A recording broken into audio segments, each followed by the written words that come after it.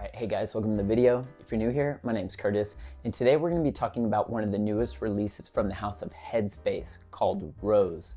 So if you're curious to hear my thoughts and opinions on this fragrance, then let's go. Alright guys, so here is my bottle of Rose by Headspace, and this is actually my first experience with this brand. I am familiar with the brand. I have heard about them, but I had never smelled anything from their line. And so, you know, I did something that I don't typically do. I blind bought 2 fragrances from that brand. Now, I ended up buying Rose, and then I bought Myrrh, also by Headspace. Now, the reason why I did that was Rose was created by Ropion, one of my favorite perfumers. So I kind of put a bit of trust in that. And I was like, okay, even though I don't necessarily know this brand DNA, I was like, you know, I know the way that Ropion works with florals and more specifically rose. So I had a lot of confidence in his ability to create something that I knew that I would probably like. But then with the other fragrance, Myrrh, that one was created by Julian Rasquinet, whom I also love. And that fragrance I won't be talking about today, but that was pretty much a miss for me. I don't know, I need to spend a little bit more time with it, but as of now, yeah, it's not a fragrance for me. And so that's, you know, I'll make my final decision after I spend a bit more time with it, but it's probably going to be leaving my collection. But yeah, so I did blind buy this, but I have given this a few full wearings, so I can talk about my experience. This may not be a complete full review, but like I said, I feel like I know enough about it now to where I can speak knowledgeably about this fragrance. So here is Rose by Headspace, and let me talk about the presentation first. And if you didn't know, so they actually the 2025 bottles are much different than the bottles that were previous. So my Myrrh Headspace bottle, it's a magnetic cap. There's no label on it, and they're a bit fatter in design. As were this bottle, it's not a magnetic cap, but they greatly improved on the sprayer. But as you can see here on the label looks so cheap. Like, it's literally just like they printed it out from a computer. There's nothing raised or anything. Like, it's just a sticker that's on there. And actually, when I pulled it out of the box, it was slightly even peeled off. So the presentation, I feel like, needs to really be improved upon. Yeah, I feel like they're definitely lacking in that area. However, you know, they do offer 50 or 30 ml bottles, or maybe it's 100 ml, I don't remember, but this is just a 30 ml bottle. I mean, that's all I really need. Whenever that option is there for me to buy the smaller bottle, I always do that. Just in terms of, I do have a larger collection, and in order to, you know, make the best use of space that I have, I always go with the smaller bottle. So this is just a 30 ml bottle. So yeah, the presentation is, you know, I feel like the label looks very cheap. The cap is just plastic. It does feel kind of cheap. It's a little bit weighty, but, you know, nothing too crazy. It does fit on rather snug, so you can jiggle it around. It's not going to fall off. But yeah, overall, it looks kind of cheap, to be honest. But let's get to the juice. So I'm going to spray this on my left hand here. Here we go. So it is a pressurized sprayer, which is nice. And I don't even need to bring this to my face. All right, so let me tell you what I'm getting here in the air. So this is a very spicy, green, slightly earthy, fresh rose fragrance. This fragrance is quite rose dominant. And you know, there is a heavy dose of mint in here, and this mint is quite prominent in this fragrance. So it really almost lasts the entire life of the fragrance. Once you get into the deep dry down, that mint really starts to pull back and you can't really smell it too much. But for the majority of the life of this fragrance, you can definitely pick up on the mint. And it is very prominent. And because of that, and combined with this rose, this fragrance reminded me of two fragrances. So, and what's interesting is all of these fragrances were created by Dominique Ropion.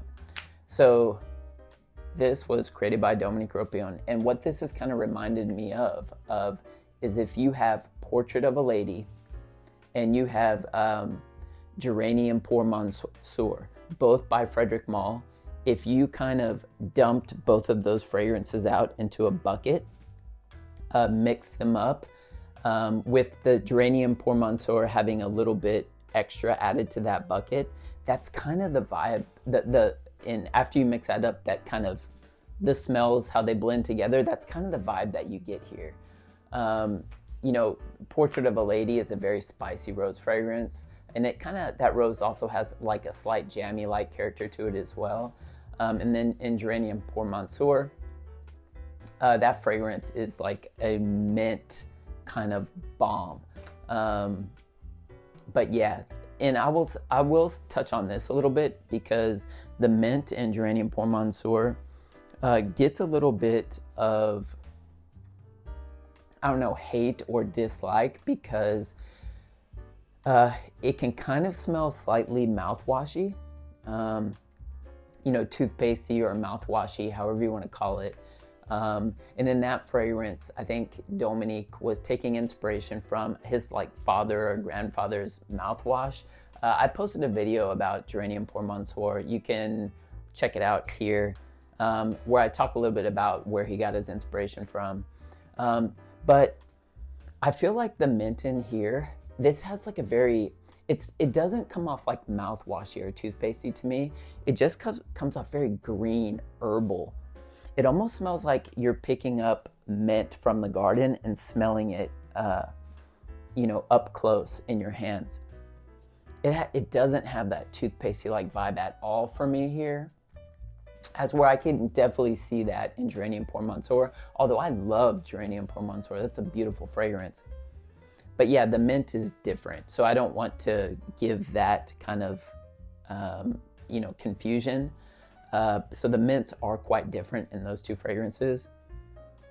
But what's also interesting about this one is it has the note of gunpowder in here to where, and I don't know if it's kind of, I can't say that I can necessarily pick that up in here, but when I was looking at the note breakdown for this fragrance, I was like, gunpowder, wow, okay. That's the only fragrance I have in my collection that contains that note. So I was like, oh, this is interesting. But what you also get in here is you get three other kinds of rose. So you have rose, rose absolute, and then rose like ultimate extract, which I don't really know what that is. But you know, this is quite a rosy fragrance. And I think you also have a bit of basil in here, which is also kind of helping to amplify that earthy greenness that you're getting in here. And so, like I said, that mint and rose, pretty much that earthy green rose dominate this fragrance. But once you start to push into the dry down, you do get a bit of frankincense and some vetiver that start to push forward a bit. And there's even like a slight sweetness, like I think it's coming from a bit of benzoin that you start to get in the deep dry down here. But it's just adding a bit of just subtle sweetness to this fragrance, which I think works very well. But in general, this is pretty much a fresh smelling rose, a very fresh profile. Yeah, I mean, it's definitely, I feel like this is well blended and well constructed for sure. And I do have quite a few rose fragrances in my collection. But I can't really say where this one ranks necessarily. Does it beat my all-time favorite rose fragrance, Rose de Taif Extrait by Paris Monte Carlo? Absolutely not. That is hands down my favorite. This does not beat that. Does it beat Portrait of a Lady? No. Portrait of a Lady is way above this one. But again, it's kind of a different rose profile, so it's almost unfair for me to compare. You know, Portrait of a Lady is more of like it has that deep, slightly dark tone to that fragrance. Very spicy, slightly jammy rose. Whereas this one is more of a fresh profile. So I feel it's almost an unfair comparison. But if I had to rank my rose fragrances just for being rose fragrances, then it wouldn't beat Portrait of a Lady. Would it beat Geranium Pour Monsieur? Because, you know, that geranium in Pour Monsieur, you know, I think that fragrance also does have some rose-like qualities, and it may actually contain rose. I don't remember off the top of my head, but sometimes geranium can come off a bit rosy as well. I don't know. It's probably tied with Geranium Pour Monsieur, or, you know, Geranium Pour Monsieur might be slightly ahead of it, but it is a very well-constructed fragrance. I mean, I would expect nothing less from Dominique Ropion. But let me talk about the performance and what I've experienced thus far. I would say in terms of longevity, I'm getting about 8 hours or so.